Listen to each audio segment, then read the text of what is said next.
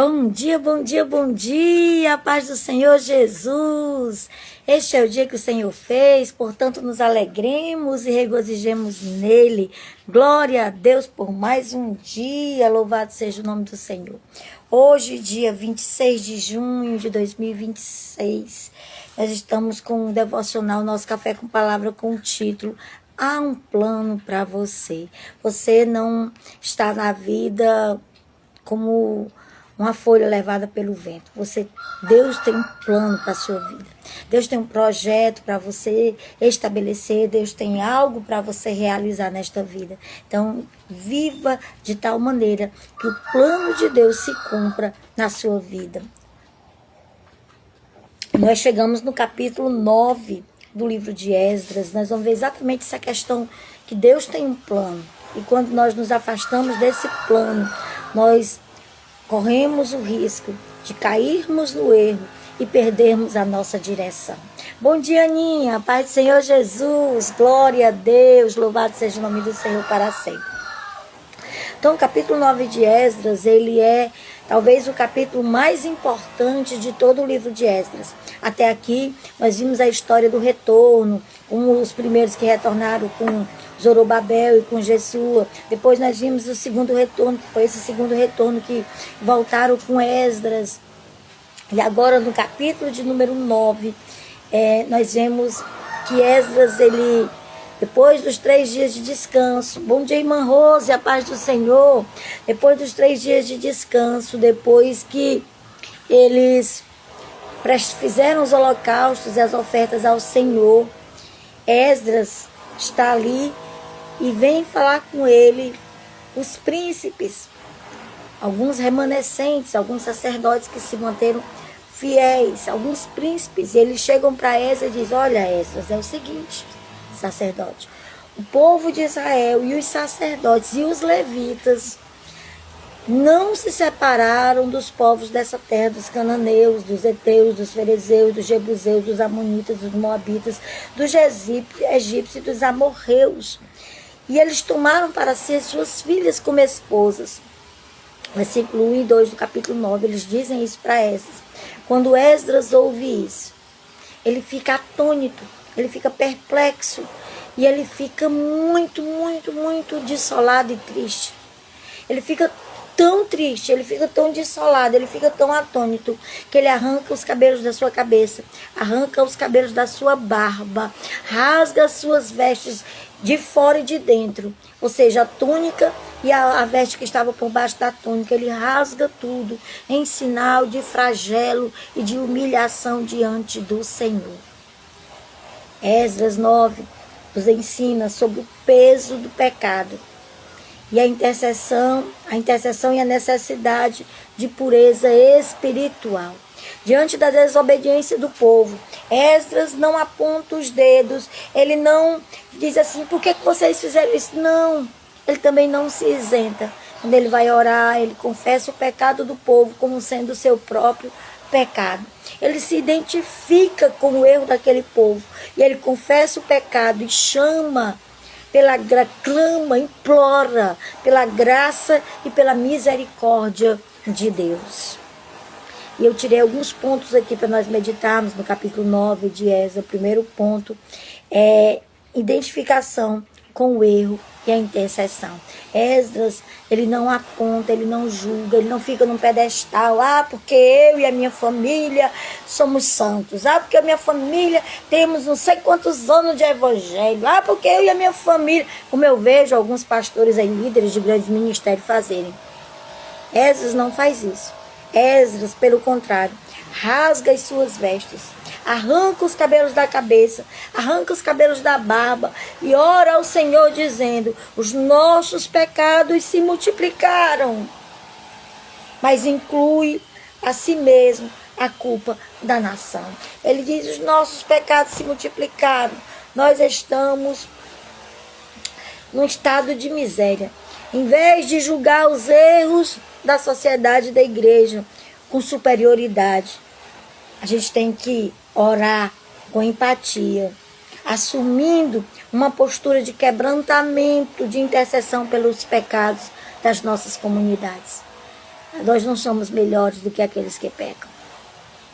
Segundo ponto que nós extraímos desse texto: tristeza pelo pecado e temor. Esdras sente uma grande tristeza. Ele fica, irmãos, num estado de perplexidade tão grande, que da hora que os irmãos contam isso para ele, até o sacrifício da tarde, ele fica na mesma posição, chorando, com as vestes rasgadas, arrancando o cabelo da cabeça e arrancando os cabelos da barba, numa posição de humilhação diante do Senhor. O texto destaca que se reuniram em volta de Esdras todos os que tremiam diante das palavras do Senhor, diz no versículo 4. Todos que tremiam diante do que o Senhor falava, se reúnem diante de Esdras. Por quê, irmãos? Porque Esdras não era só sacerdote. Esdras era também um escriba. E como um escriba, ele conhecia a lei. Ele conhecia os mandamentos do Senhor. Ele sabia o que era permitido pelo Senhor e o que não era permitido. Se nós não conhecermos a palavra de Deus, nós vamos cometer erros, porque nós não vamos saber o que pode e o que não pode. E quando a palavra de Deus dá uma proibição, ou quando o Senhor faz uma ordenança, não é um conselho, não é uma sugestão, é uma ordem. É para que nós nos submetamos e obedeçamos, se realmente Ele é o nosso Senhor. Nós temos que entender isso. Esdras entendia isso, por isso o peso foi tão grande para ele. O povo continuava pecando sem estar nem aí, mas Esdras não. Esdras sabia que aquele povo antes do dilúvio foi todo destruído por não obedecer o Senhor. Esdras conhecia as consequências da desobediência. Esdras conhecia o que a palavra de Deus falava a respeito da desobediência. Então Esdras sente o peso daquilo ali, ele sente tristeza pelo pecado e ele sente temor pelo que o Senhor havia falado. Desenvolva um coração sensível à palavra de Deus. Quando você notar a prática que desagradam ao Senhor na sua vida, ou na sua família, ou no seu meio, ou na sua comunidade, ou na sua igreja, a resposta não deve ser indiferença, mas sim um santo temor e uma tristeza que levem você ao arrependimento sincero e que você, através da sua vida, conduzam os que estão próximos de você a esse arrependimento sincero. Nós passamos 3 anos em uma congregação.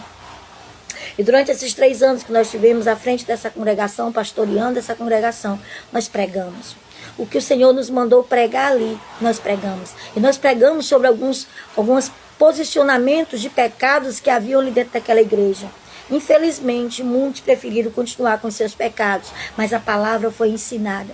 Diferente de Esdras, que se posicionou, que sentiu tristeza, que sentiu temor e que teve arrependimento, muitos ali continuaram nas suas práticas. Que Deus tenha misericórdia deles.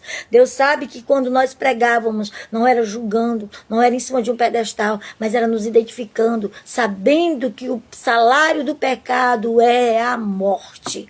Pecado tem consequência. Terceiro ponto, que eu separei aqui do Esdras 9, é separação espiritual. O erro central ali daquele povo foi envolver-se em casamentos e costumes com os moradores daquela terra, com os pagãos, o que os levou à contaminação idólatra. Deus havia dado uma ordem. Isso foi o que acabou com o reinado de Salomão. Deus disse para Salomão que ele não podia fazer casamentos mistos, mas ele fez. E com isso teve a divisão das tribos. Por causa disso houve o pecado, por causa disso eles foram levados cativos. Mas parece que eles voltaram e não entenderam nada. Continuaram fazendo coisas erradas. Quando Esdras chega aqui, irmãos, eles já estão pelo menos há 40 anos dos primeiros que voltaram ali àquela terra. E eles continuam errando.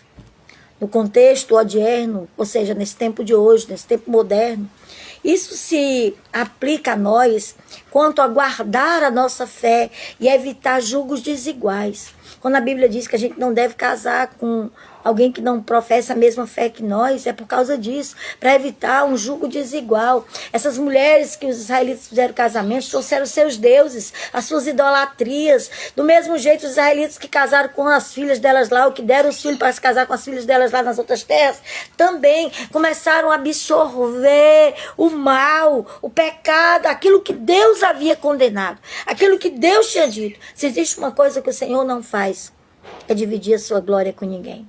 Ou você é 100% do Senhor, ou você não é. Não existe meio termo diante de Deus. Então, trata-se de proteger sua vida espiritual da influência de amizades ou de alianças que afastem você dos princípios divinos, da verdade do Evangelho. É por isso que o Senhor nos manda para que nós devamos permanecer puros. Não é sobre a gente não poder ter uma amizade com quem não professa a mesma fé. É porque se alguém tem uma prática que não agrada a Deus, a gente não pode se aliançar com essas pessoas. Quarto ponto que eu separei, reconhecimento da misericórdia. Esdras aqui, mesmo diante da grande culpa do povo, Esdras reconhece que Deus foi extremamente gracioso, pois Deus concedeu que um remanescente voltasse ali da Babilônia e não fosse totalmente destruído. Não fosse destruído por completo. Deus sempre preserva joelhos que não se dobram. Lembra de Elias, quando Elias está ali naquele estado depressivo e ele diz: Senhor, eu não sou melhor do que os meus pais, eu quero morrer, Senhor, porque todo mundo já morreu, não tem mais ninguém que te adore. Aí no final, quando o Senhor tem aquele encontro com ele ali naquela montanha, o Senhor diz para ele: Elias, ainda sobraram 7.000 joelhos que não se dobraram a Baal, e 7.000 bocas que não beijaram o altar de Baal. Deus sempre conserva remanescentes que sirvam a Ele. Por mais que seja o erro, você deve focar, o seu foco deve estar no caráter de Deus. A confissão sincera sempre vai abrir portas para a misericórdia do Senhor. O Senhor, Ele sempre tem misericórdia daqueles que confessam e deixam. A palavra diz: o que confessa e deixa alcança misericórdia. Por mais que o pecado tenha sido vermelho como o carmesim, se tornarão brancos como a pura lã. É assim que a palavra de Deus nos ensina. Aí as 5 aplicações que eu coloquei aqui no texto para a nossa vida. Primeiro, tenha cuidado com o contágio cultural. Esse aqui hoje é terrível. A gente não sabe mais a diferença entre quem serve a Deus e quem não serve. As pessoas são tudo iguais. E eu não estou falando de roupa não, irmãos. Que roupa, não estou falando disso. Estou falando da questão do contágio cultural mesmo, da cultura. Se absorve tudo. Outro dia eu vi um vídeo, mandaram para mim, da vacinação da polio, Zé Gotinha, misturada com religiões de matriz africana. Misericórdia, irmãos. É uma vacinação. Que é isso? Contágio cultural. O povo de Israel, ele absorveu os costumes religiosos, os comportamentos imorais das nações pagãs. Eles estavam achando que era tudo normal. É igual muitas vezes nós vemos hoje pessoas com trajetos terríveis, absorvendo a ideologia de gênero dentro da igreja. Diz que não é normal, porque Deus, Ele ama e Ele quer o coração. Deus quer santidade e pureza. Deus exige santidade e pureza. Sem santificação, ninguém verá o Senhor. Nem eu, nem você. Então, o contágio cultural tira a pessoa da presença do Senhor. Aquele povo ali de Israel tinha sido contagiado com os casamentos mistos. Aí eles tinham absorvido os costumes religiosos. Eles tinham absorvido os comportamentos imorais das nações vizinhas. Tudo era normal, tá normal. Tá tudo bem. Foi preciso Esdras chegar ali para começar uma reforma, a reforma mais dura que o povo de Israel passou. Vocês vão ver quando nós chegar no capítulo 10. Que reforma dura que o Senhor faz ali. Deus não mudou. Os tempos mudaram. A igreja pode ter tomado uma postura diferente. Talvez o que importe hoje seja a igreja estar cheia de gente, grande. Mas para Deus não. Ele continua exigindo pureza e santificação. Hoje somos desafiados a não moldar as nossas vidas pelos padrões da mídia, das redes sociais ou pelos costumes desenfreados dos povos desse tempo. Significa viver na sociedade sem absorver as práticas antiéticas da nossa fé. Precisamos permanecer fiéis ao Senhor e à sua palavra. Segunda aplicação que eu tirei desse texto para as nossas vidas é a gravidade das alianças erradas. Casamentos que são feitos, motivados por interesses políticos ou por interesses econômicos, afasta as pessoas de Deus. Foi isso que aconteceu aqui. Eles faziam aliança para manter a paz com as nações vizinhas, para terem livre comércio, para adquirirem produtos, e com isso eles se contaminaram. Esse texto de hoje nos alerta para o perigo de nos associarmos, seja através de casamentos, seja através de negócios, seja através de amizades íntimas, com pessoas que possuem princípios opostos ao que a Bíblia nos recomenda para termos. Irmãos, nós não somos iguais ao mundo.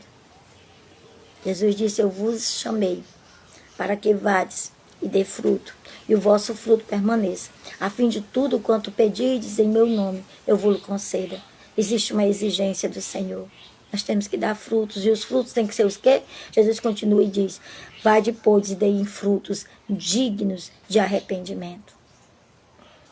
No contexto, a gente precisa entender a gravidade que é essas alianças mistas. Alianças erradas moldam destinos e podem corromper o caráter. Quando você faz uma aliança com a pessoa errada, irmãos, qual é a, como é que eu posso dizer?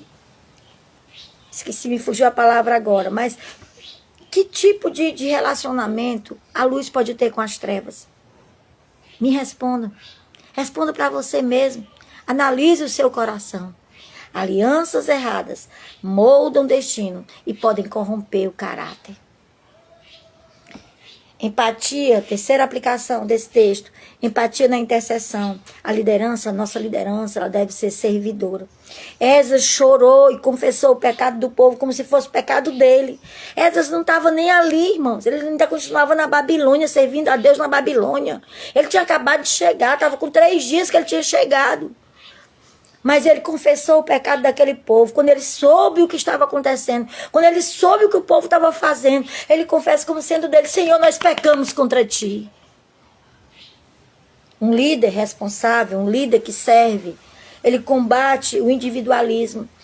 Ele, diante dos erros da sociedade ou dos erros da igreja, não é se posicionar de forma arrogante, como eu vejo um certo pastor aí fazer, mas sentir o erro alheio, orar e agir para ajudar na restauração, é se incluir, porque nós também não somos melhores do que os outros, não. Nós também pecamos. Talvez não cometamos o mesmo pecado, mas também pecamos contra o Senhor.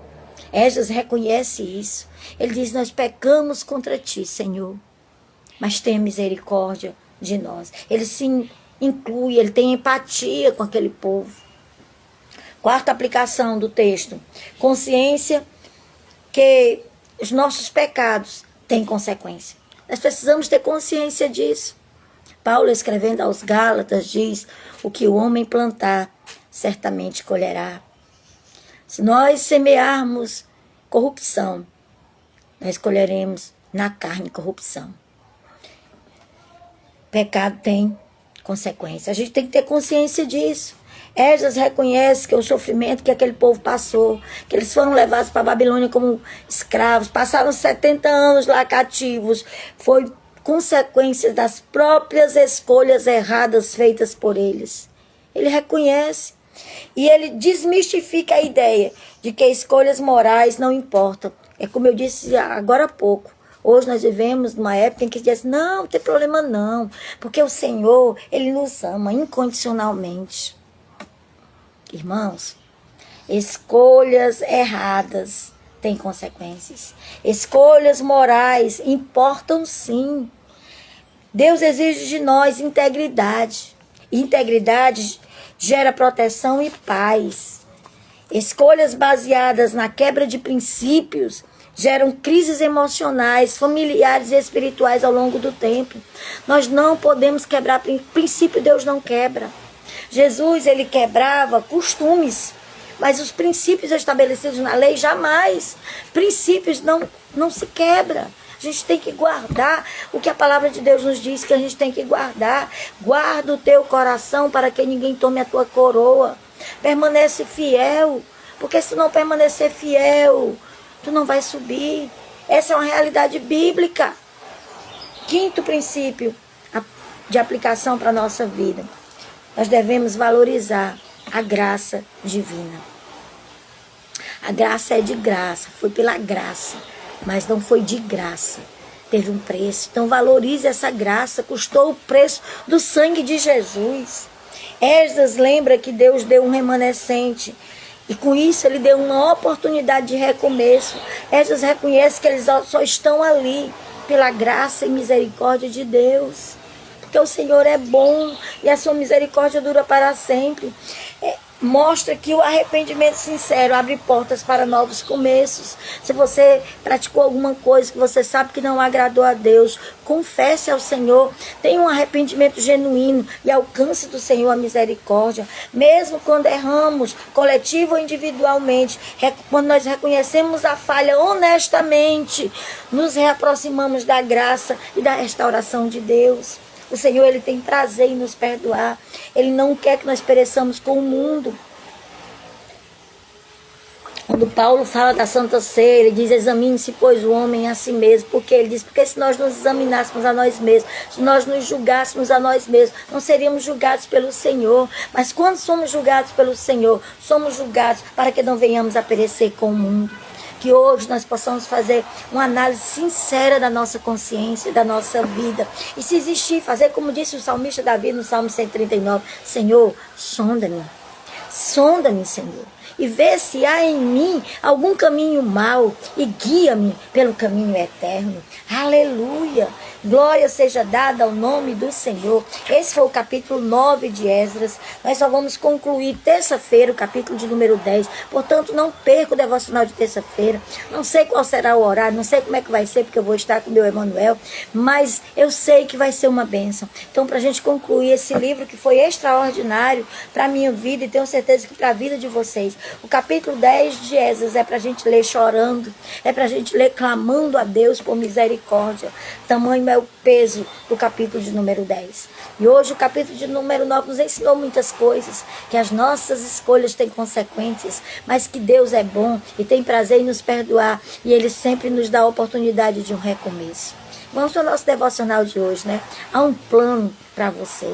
E o plano para você não é errar. O plano para você é trilhar o caminho certo e chegar no propósito que Deus tem para a sua vida. O texto de hoje é 1 Samuel, capítulo 1, verso 27 e 28, que diz assim: era por este menino que eu pedia, e o Senhor concedeu-me o pedido. Por isso agora eu o dedico ao Senhor, por toda a sua vida será dedicada ao Senhor. E ali adorou ao Senhor. Ana pede do Senhor um filho, e o Senhor concede um filho a ela. E ela diz: Senhor, se tu me conceder, eu te devolvo. E o Senhor concede. Quando o menino é desmamado entre 3 e 4 anos, Ana traz o menino para a casa do Senhor, para ali ele ficar para sempre servindo ao Senhor. E Ana adora ao Senhor. O autor aqui do devocional Café com Deus Pai, que é o que nós estamos usando no nosso Café com Palavra todos os dias, ele conta um testemunho pessoal dele aqui. Eu vou ler para vocês porque é um testemunho pessoal dele. Ele diz assim: quando eu tinha 14 anos, minha mãe participava de uma campanha de oração na casa de minha irmã, uma simples casa de madeira. Em um desses dias de fervorosa intercessão, uma mulher de Deus colocou as mãos sobre a cabeça da minha mãe e proferiu palavras proféticas que ecoaram profundamente. Lembro-me vividamente da descrição precisa que ela fez da nossa casa, marcada pelas consequências da ira do meu pai. Mas junto com a imagem de desolação veio a promessa de restauração de uma nova vida em dobro. Naquele momento, quando a atenção se voltou para mim, eu era tímido e reservado, me escondi. Contudo, não escapei da atenção de Deus. Aquela irmã colocou as mãos sobre mim e declarou: eis que eu levantarei como fiz com Samuel. Na minha inocência, sem compreender completamente quem era Samuel, respondi com um amém, tomando posse daquela palavra profética. Anos se passaram e mergulhei na história de Samuel. Descobri sua significância para sua geração, sua integridade, como se tornou um instrumento de bênção nas mãos de Deus. Samuel foi um dos maiores homens já existidos em Israel. A Bíblia diz que nenhuma das palavras de Samuel caíram por terra. Ou seja, Samuel nunca falou uma palavra que Deus não aprovou. Isso é extraordinário, irmãos. Quem de nós ficou assim? Nós falamos coisas que não devemos, nós não temos domínio sobre a nossa língua. O Tiago diz que quem domina a língua domina todo o corpo. Samuel com certeza dominava a língua, por isso dominava todo o corpo e foi reconhecido como o Senhor, como alguém que nunca teve uma palavra caída por terra. Samuel foi um grande homem de Deus. E aqui o pastor Júnior disse que houve uma promessa na vida dele que ele seria como Samuel. Eu já compartilhei com vocês aqui que eu tinha 8 anos de idade, estava numa vigília na casa da minha tia, quando um irmão que veio pregar ali colocou as mãos na minha cabeça e disse: hoje eu estou te levantando como coluna de sustentação na tua casa, ainda que todos se desviem, eu te sustentarei. E até aqui o Senhor tem me ajudado, até aqui eu nunca me desviei dos caminhos do Senhor. A promessa que o Senhor fez naquele dia tem se cumprido na minha vida. E eu tenho certeza que as que Ele fez para você também vão se cumprir. Você não veio por um acaso. Deus tem um plano para a sua vida. Existe um plano de Deus para você. Você não chegou nesse devocional por acaso. Deus tem um plano para a sua vida. Assim como Samuel, que nasceu de uma promessa divina, você também é fruto de uma promessa do Senhor. Ele tem grandes planos para a sua vida. E Ele deseja elevá-lo e torná-lo relevante no meio da sua história. Cada detalhe de sua vida é importante para Deus, pois Ele não desperdiça nada. Irmãos, Deus não desperdiça nada. Vocês lembram da multiplicação dos pães? Quando o Senhor multiplica ali aqueles 5 pães e aqueles 2 peixinhos que aquele menino dá do lanche dele, e é multiplicado, e todas aquelas pessoas que estavam ali sentadas naquela relva, mais de 5.000 homens, fora mulheres e crianças, comem, ficam alimentados. E o Senhor, quando termina, diz assim: recolham tudo o que sobrar. E sobram 12 cestos. Sabe por quê? Porque Deus não desperdiça nada. Nem os seus sofrimentos são desperdiçados por Deus. Nem as maiores guerras e lutas que você viveu são desperdiçados por Deus. Deus tem um propósito com isso aí. Deus vai usar isso aí para abençoar a vida de alguém ou a sua própria vida. Mas nada no reino dos céus é desperdiçado, aleluia. Então Deus não desperdiça nada. Ele transforma em uma poderosa ferramenta em suas mãos. Confie nessas palavras proféticas que estão sendo liberadas hoje sobre a sua vida e caminhe com fé rumo ao cumprimento das promessas de Deus para você. Pode ter certeza, Deus tem algo para fazer na sua vida. E Ele vai fazer segundo a sua palavra. Porque Ele não é homem para que minta, nem filho do homem para que se arrependa. E tudo que Ele promete, Ele cumpre. Aleluia! A frase de hoje é: quando somos sensíveis a Deus, seus planos são claros na nossa vida. Dê atenção à palavra de Deus. Preste atenção no que a Bíblia diz a seu respeito. Tudo que a Bíblia diz ao seu respeito são os planos de Deus para a sua vida. E a Bíblia diz que nós somos mais do que vencedores. A Bíblia diz que nós podemos todas as coisas naquele que nos fortalece. A Bíblia diz que o que o olho não viu, o ouvido não ouviu, nem chegou em coração humano, é o que Deus tem preparado para as nossas vidas. A Bíblia diz que o sofrimento do tempo presente não há de se comparar com a glória de Deus que há de ser revelada em nós. Então tudo isso é promessa de Deus que vai se cumprir na sua vida. Eu sei que o devocional de hoje foi um pouco duro, foi um pouco pesado, mas não fui eu que inventei. É a palavra de Deus. Leia o capítulo de número 9 de Esdras. Aplique na sua vida e veja o que Deus vai fazer na sua vida. Conheça a história de Samuel e entenda que o que Deus fez na vida de Samuel, Ele pode fazer na sua vida e na minha vida. Porque é Ele que faz, é Ele que promete. E quando Ele promete, Ele faz. Quando Ele chama, Ele capacita. E quando Ele chama, Ele também se responsabiliza pelas nossas vidas. Então não tenha medo. Descanse no Senhor, faça a sua parte, confesse seus pecados, arrependa-se, alcance de Deus a misericórdia e viva o que Ele tem para você viver na sua vida, em nome de Jesus. Glória a Deus! A palavra de hoje é planos. Deus tem planos para você e para mim. E Salomão, escrevendo aos Provérbios, ele diz: entrega ao Senhor o teu caminho, confia nele, e os planos dele serão estabelecidos na sua vida. Ele vai estabelecer os planos que Ele tem para você. Amém, meus irmãos? Glória a Deus, louvado seja o nome do Senhor. Vamos orar para nós concluirmos mais um devocional para a glória de Deus. Eu não sei você, mas eu estou feliz demais com Jesus, porque Jesus é bom. Porque Ele não nos deixa perecer com o mundo, mas Ele nos corrige para que nós nos amoldemos e nos alinhemos à sua vontade. E sejamos, de fato, aquilo que Ele quer que nós sejamos para as nossas vidas. Em nome de Jesus. Glória a Deus. Ontem eu estava escrevendo sobre Paltiel. Paltiel, ele sai correndo atrás de Mical. Quando Davi é restabelecido no trono, uma das coisas que ele exige do irmão dela, que está no... Davi começa a reinar somente em Judá, e o irmão dela reina no restante de Israel. Aí ele faz uma aliança com ele, Davi exige só uma coisa para cumprir a aliança. Ele diz: eu quero a minha esposa Mical de volta. E quando ele arranca Mical, que Saul havia dado para Paltiel como esposa, a Bíblia diz que Paltiel vai chorando atrás de Mical. Vai chorando atrás de Mical. Vai chorando. Mas Mical não pertencia a Paltiel. Antes dela ser de Paltiel, ela já era de Davi. Deus não quebra princípios. Deus não quebra alianças. Você pode até quebrar a sua parte, mas Deus não quebra a parte dele. No momento que você se arrepende, confessa e deixa, você alcança misericórdia e é restituído no seu lugar. Mical se tornou rainha. É bem certo que Mical desperdiçou o que Deus deu a ela, a chance de refazer. Mas Deus não quebra princípios, Deus não quebra alianças. Amém? Deixa eu orar por você. Não sei porque Deus mandou falar isso, mas a palavra de Deus sempre tem o endereço certo. Ele sabe qual é o coração que estava precisando ouvir isso. Senhor amado, eu quero te louvar e te agradecer pela tua palavra. Que palavra extraordinária é a tua, Senhor. Que palavra tremenda, Senhor, é a tua palavra. Oh, Senhor, meu coração fica cheio de gratidão pela tua palavra. Que o Senhor nos corrija e que o Senhor nos molde para que nós possamos cumprir, Senhor, o teu propósito e realizar os teus planos nessa terra.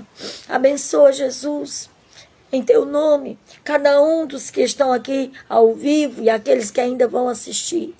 Cumpre o propósito.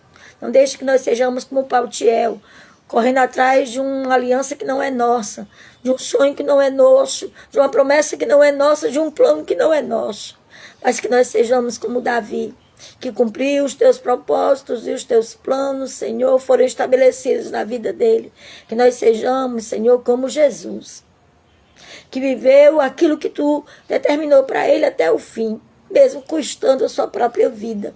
Ele não desceu da cruz, mas ele foi até o fim, entregando tudo para ti. E hoje, Senhor, Jesus é glorificado no céu e na terra, e todo joelho se dobrará diante dele, porque ele não desobedeceu a ti. Nos ajuda a sermos obedientes à tua vontade. Cumpre em nós o teu propósito e nos coloca nos teus planos. Não deixa, Senhor, que nós venhamos a ser contaminados pelo mundo. Não deixa que façamos alianças estranhas que não foram estabelecidas por ti. Abre a nossa visão e o nosso entendimento. Nos dá a tua graça e a tua misericórdia. Em nome de Jesus. Amém. Amém, meus irmãos. Glória a Deus. Louvado seja o nome do Senhor para sempre. Deus abençoe sua vida, sua casa, sua família, seu ministério. Que o Senhor cumpra o plano que Ele tem para a sua vida. Em nome de Jesus. A paz do Senhor. Beijo no coração de vocês.